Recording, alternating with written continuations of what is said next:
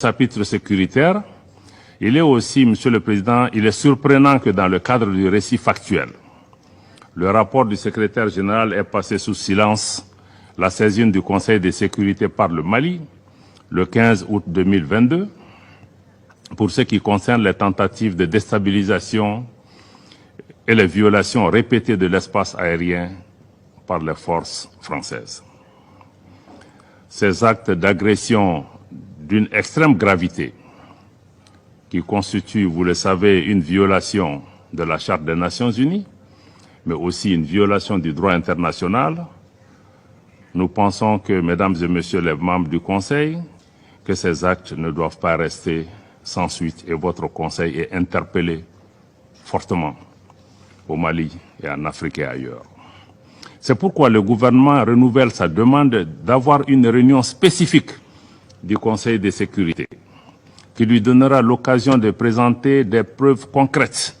des actes de duplicité, d'espionnage et de déstabilisation de la France à l'encontre du Mali, y compris le partage de renseignements et le largage de matériel au profit d'organisations criminelles qui sont à l'origine de l'insécurité et des violences contre les populations civiles. Populations civiles qui, mesdames et messieurs, attendent du Conseil de sécurité qu'il assume sa responsabilité principale de maintien de la paix et de la sécurité internationale.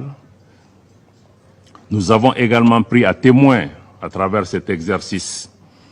l'opinion publique nationale et internationale qui doit être édifiée pour une fois sur les causes profondes, les facteurs qui créent l'insécurité,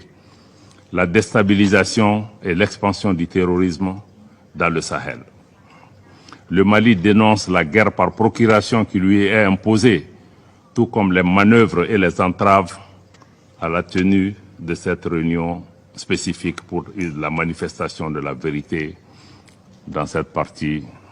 du Sahel.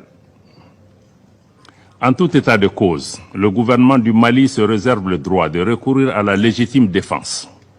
conformément à l'article 51 de la Charte des Nations Unies, mais aussi conformément à la lettre numéro 0444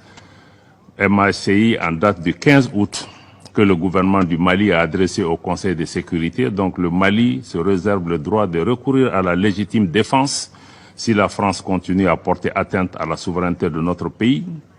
à son intégrité territoriale et à sa sécurité nationale.